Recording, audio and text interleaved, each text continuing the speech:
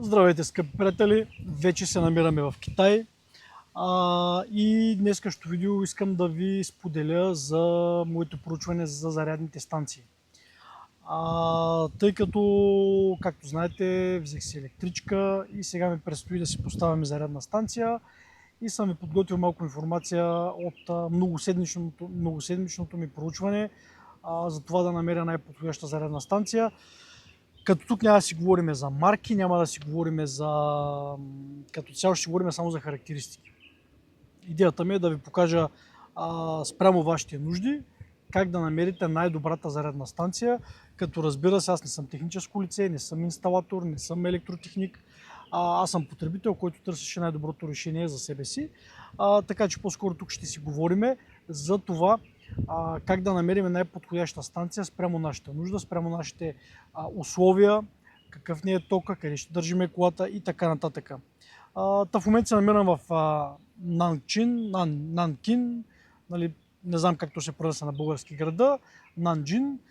Това е град, който се намира в близо до Шанхай, до Пекин, близо на по 200-300-400 км в общи линии, но тук разстоянията са изключително бързи за вземане. След няколко дена ще пътуваме и с влака Стрела, ще ви споделя и там наблюденията ми, но както и да е. Сега ще си говорим за зарядни станции, пък в следващите видеа ще има и за електричките в Китай, за марките в Китай, на изложение ще ходя за електрички, така че се абонирайте за канала. Ако имате някакви въпроси за китайските електрички, може да ги оставите долу под това видео и съответно ще се радвам да мога да ви дам някакъв отговор тук от местните или пък съответно директно от производителите, след като бъда на изложението. Съответно ще имаме информация и от производителите на китайски автомобили. Така че, каквито и да имате въпроси, ще се радвам да ги оставите долу под коментара, ще ви отговоря по възможност на всички. Но сега в общи линии искам да продължим съответно с това, което съм ви подготвил. А именно, направих си една презентация, за да ми е по-лесно да ви споделя тази информация, която успях да събера. Само един момент. Така, вече би трябвало да виждате и съответно екрана ми, съответно презентацията. В общи линии тук идеята ми е да избереме съответно да ви помогна в избора на зарядна станция за вашия електромобил. Ако планирате да купите такъв или пък ако вече имате, но пък примерно нямате зарядна станция, сменете имота и така нататък. Просто да ви споделя от моята гледна точка, от моето проучване, кои са важните неща, които трябва да гледате.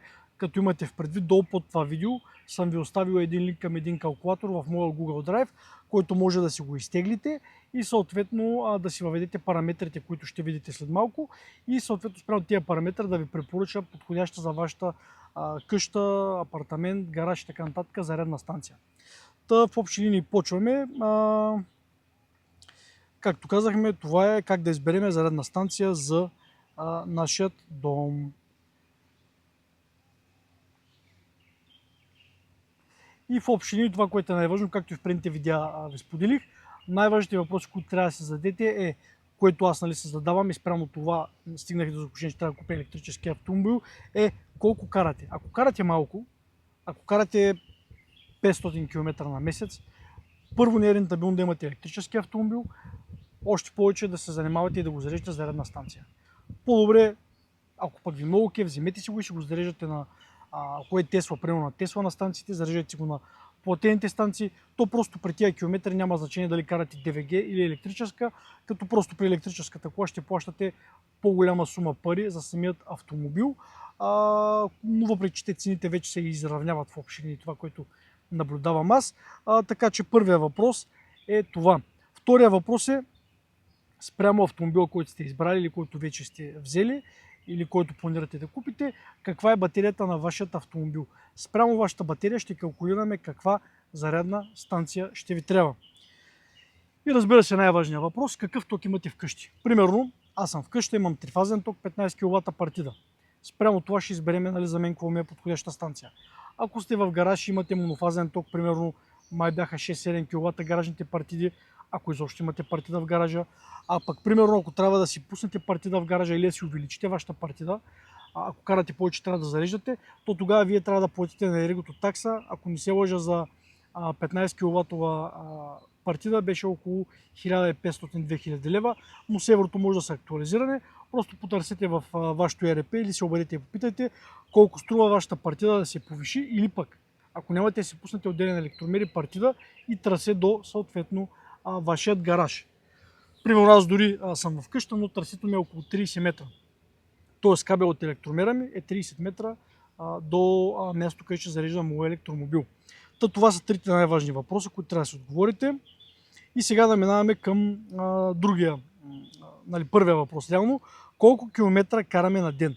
В случая на ден, реално, ако караме 30 до 50 км на ден, имаме между 6 и 10 кВт енергия, което означава всяка домашна станция ще се справи за 1-2 часа да заради тази енергия. А ако ползвате фабричната, която е 2 кВт, моята е около 2 кВт, примерно ще зареждате между 3-4 до 5-6 часа. Тоест за една нощ вие спокойно може да си напълните батерията, ако сте изразходили 30 до 50 км на ден. Ако карате комбинирано, в случая аз карам комбинирано, т.е. аз живея извън града, всеки ден пътувам до града, работя в града и се връщам обратно на село, то тогава вие пътувате между 80 и 120 км на ден. В случая имаме консумация между 16 и 24 кВт енергия. И в случая тук вече говорим за планирано зареждане през нощта. Т.е. на нас малката зарядна станция, която е фабричната за автомобила, няма да може да ни покрие тази загуба, тази консумация на енергия. Защото 24 кВт по 2 кВт на час, нас не трябва 12 часа да заредиме 100 км пробег, което в случая, ако примерно се преберем вечерта и сме пътували извън градско, абсолютно става невъзможно. И вече другия вариант за дълги разстояния, над 200 км на ден, като разбира се, в моят случай аз не пътувам всеки ден над 200 км, но един-два пъти в седмицата пътувам над 200 км и затова аз влизам в третата графа. То дори да го усредниме, реално аз като се върна от дълъг път, батерията ми е, аз се дозареждам по пътя, но е почти празна. И трябва за една нощ да зареди цялата батерия. В моят случай тя е 70 кВт. Така че това е третата графа. Първият въпрос е кой от тези три, от коя от тези три графи сте вие? Това е първият въпрос, на който трябва да си отговорите. От тук насетне минаваме вече към втория въпрос. Каква е нашата батерия и каква е мощността, която може да поеме нашият автомобил? В случая, нашата кола, говорим за моя автомобил, който виждате на снимката, това е автомобил Leap Motor C10. Съответно, използвания капацитет на реална енергия. Каква е мощността? В случая 7 до 11 кВт поддържа моят автомобил, 7 кВт монофазно, 11 кВт трифазно. И разбира се, конектора ми е Type 2, стандартен за Европа, за България. Това е стандартен конектор, който се използва. Минаваме на третия въпрос. Каква е партидата ни вкъщи? Партидата, както казах у дома, е трифазна. Аз имам около 15 кВт, мисля, че ми е партидата. Тоест, това, което трябва да направя, е да си купя трифазна зарядна станция, която разпределя равномерно между всяка една фаза от трите фази напрежението. Ако имате монофазно захранване у вас и примерно 15 кВт партида, 7,4 кВт стандартна 30 амперова станция ще върши перфектна работа. Така че другия въпрос. Имате трифазен или имате монофазен ток в къщи, в вашата къща или във вашия апартамент или във вашия гараж. Така, продължаваме нататък вече с сметките. Като примера ще съм го дал с моите параметри.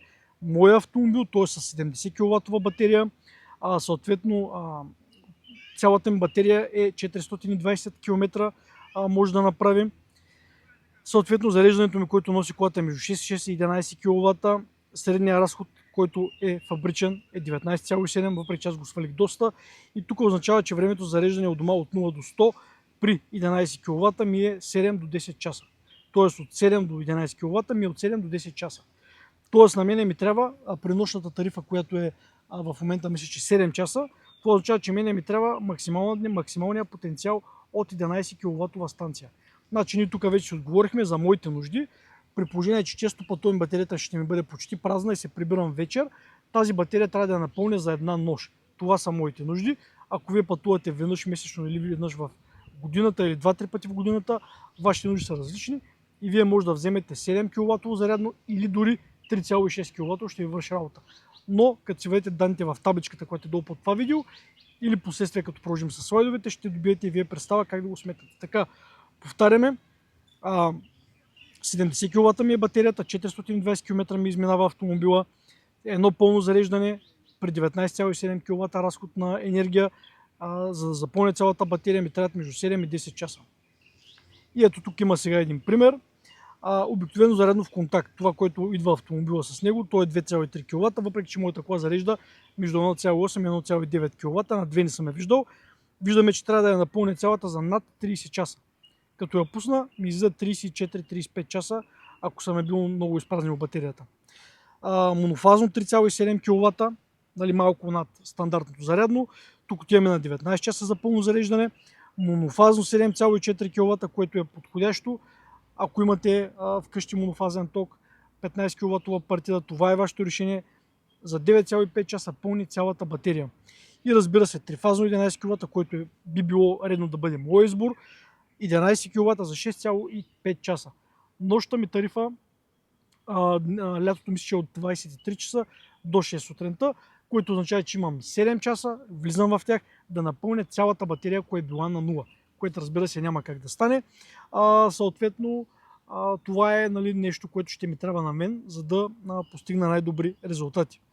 Между другото, ще ви сложа линк към презентацията, ако ви е интересна, може да се изтеглите и да ви помогне също и тя. Ще има линк както към табличката, която автоматично да ви сметна нещата, така и към тази презентация.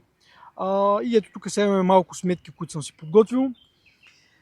Ето го и примера. Нощна тарифа обикновено е от 23 до 7 сутринта, в случая мисля, че е до 6. Зависи от ЕРП-тата, трябва да си проверите. По-скоро от кевър зависи най-вероятно, не от ЕРП-тата. И сега варианта при 7,4 кВт, 8, т.е. 7,4 кВт по 8 часа, това са ни 59 кВт. Тоест за една нощ можем да напълним на нощна тарифа 85% от нашата батерия. Това е за моята батерия над C10, Leap Motor C10.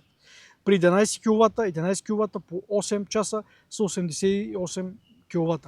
Тоест за тези 8 часа ние ще запълним повече от достатъчно нашата батерия на нашия автомобил. Изводът е, че дори 7,4 кВт станция на мен ще ми върши перфектна работа. Тоест аз, за да не пълня на по-голям ток, което, нали знаете, по-високия ток износва батерията, аз мога да пълня на 7,4 кВт. Нали, ако взема трифазна станция и ако батерията не ми е толкова пълна, няма смисъл да я насилвам на 11 кВт, ще си я пълня на 7,4 кВт съответно тази батерия. И в общи линии, ето тук да видим, за малко да си поговорим за какви са ни нашите технически нужди. Ако имаме монофазен ток, трябва да имаме предпазител поне 20-25 ампера за 3,7 кВт. Ако имаме монофазен, който е 40 ампера на 7,4 кВт, трябва да имаме 40-50 амперов предпазител.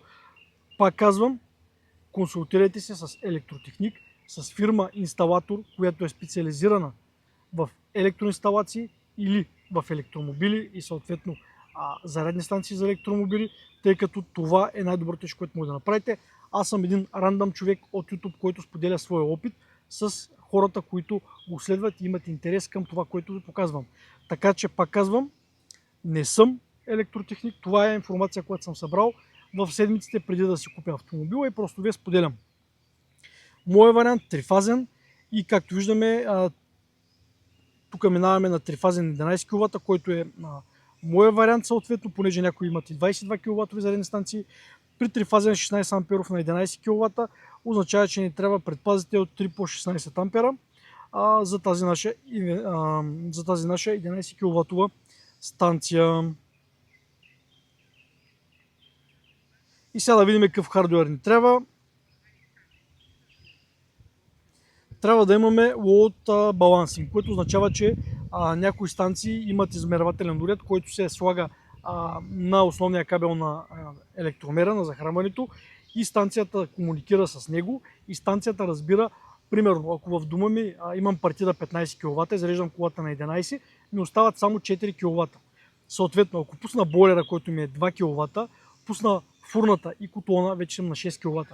Тоест, аз съм на прага дори над моя предпазител и на мен ще ми падне бушона, ако зареждаме до време на автомобил. Което означава, че станцията ми, ако е интелигентна, а не глупава, тя спрямо моето потребление текущо на моята къща ще намаля зареждането на автомобила. Тоест, ако съм го пуснал и нямам никакво потребление, като се прибера и зареждам на 11 кВт, след което почвам да пускаме електроуреди, един по един, и тя ми намаля докато стигне лимита от 11 кВт, т.е. 4 кВт разлика. След това започва да пада надолу. Пуска на 9 кВт, пуска на 7 кВт, за да може да освобождава мощност, която използва моят дом. Хубаво е да имате също и мобилно приложение, което да ви подпомага, и разбира се е хубаво да имате график на зареждане.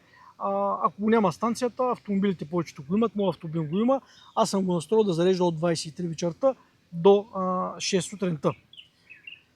И в общи линии какви са вариантите ви за инсталация, какви са стъпките. Първо, одит, разбира се, проверка, викате електротехници, правят проверка на вашия имот, на вашата партида, вашето окабеляване, дават ви оферта, какви кабели да използвате, какви прекъсвачи, т.е. те ще ви ги доставят като услуга, оговаряте си кога ще дойдат да ви монтират станцията, консултират ви при избора на станция и ви дават най-доброто решение. След което минаваме към окабеляването, полагат кабели, като за 7 кВт виждате, трябва ни минимум 6 квадрата кабел за 7 кВт станция, говоря монофазна. След това минаваме към свързване към wallbox и разбира се конфигуриране на Wi-Fi и графиците на зареждане. И ето, разбира се, както виждате, важно винаги използвате сертифициран електротехник. Това беше като цяло за това видео. Надявам се да ви е било полезно. Постарах се да събера повече информация, за да мога да ви я споделя. Долу в тази табличка само искам да погледна дали мога да ви я покажа.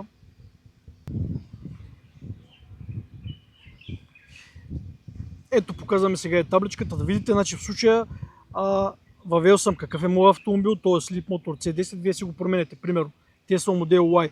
Колко е капацитета на вашата батерия, примерно 70 кВт. Колко буфер искате да си оставите, т.е. какъв диапазон искате да зареждате, тъй като знаете, че батериите не е хубаво да се празят на 0 и да се пълнят до 100%. В случая е хубаво да я зареждате между 20 и 80-90%. Моят автомобил ми казва, че най-добрият вариант за зареждане е 90%. Т.е. да се пълне до 90% батерията. Демек тук ще залагате този капацитет на буфера. Ако е от 10 минимум и 10 максимум, т.е. буфера ви е 20%. И използваемия капацитет на батерията ви става 56 кВт. Така, колко километри изминаваме среднодневно, колко е реалната консумация на вашия автомобил спрямо вашето каране, и тук не казва. За нуждите на едно зареждане на ден ни трябва 12,6 кВт. И тук продължаваме надолу. Тип инсталация, монофазна или трифазна. Ако имате трифазна, напишете 3. Ако имате монофазна, напишете 1. Съответно, размер на главния предпазител на самото ви табло трябва да проверите колко е, колко са, разбира се, имате ли наличен кабел в гаража и колко квадрата е, колко милиметра, и съответно какъв е максимално безопасен ток, който ще имате, 32 ампера, и разбира се препоръчителният ток за тези 80% от батерията са 25 ампера, и това е при максимално натоварване 7 кВт. Сега да ви покажа, само че аз тук не мога да редактирам, няма значение, няма сега да го правя. Ако сминя горе на трифазен ток и ще ми се промени тук калкулацията, ще ми препоръча да си купя не монофазна 7,4, а трифазна, която да бъде 11 кВт, и съответно, нека само да видя.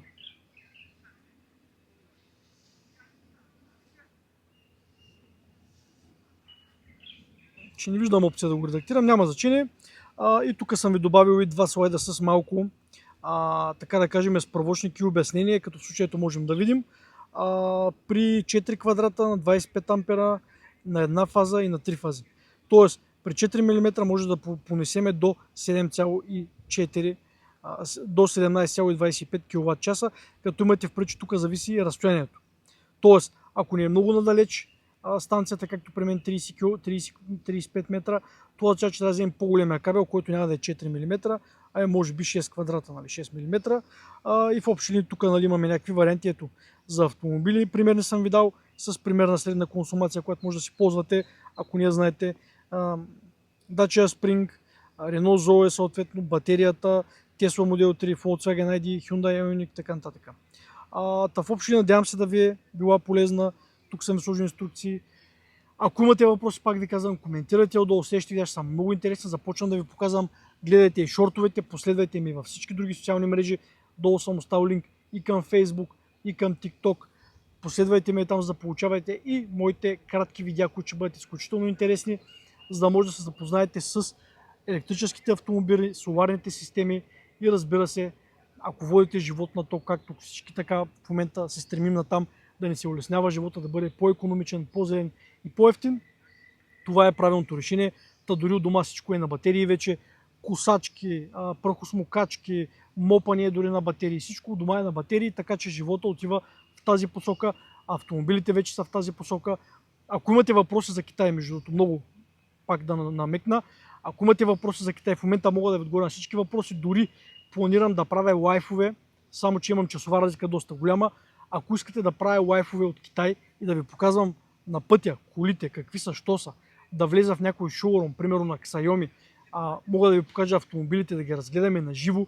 Ако искате да направя такива лайфове следващите 2 седмици тук в Китай, ми напишете долу в коментарите, че искате да правя лайфове, напишете ми лайф, напишете искам лайф и разбира се какви въпроси искате да ви отговоря, за да знам как да си структурирам времето. Тъй като нещата в Китай са изключително като мащаби огромни. Ние сме в момента в малък град, който е 5 пъти по-голям от София. Буквално тук метрото е най-вероятно 200 станции. В момента се намирам в кампуса на университета на града, който е технически и хай-тек университет. Това е меката, така да кажем, Силициевата долина на високите технологии в Китай. Тук се намирам в момента, така че споделете вашите въпроси, да мога да ви отговоря. И в общи линии това беше за днешното видео. Надявам се да ви е било полезно, интересно. Харесайте го, последвайте ме и очаквайте с нетърпение следващите видеа в канала.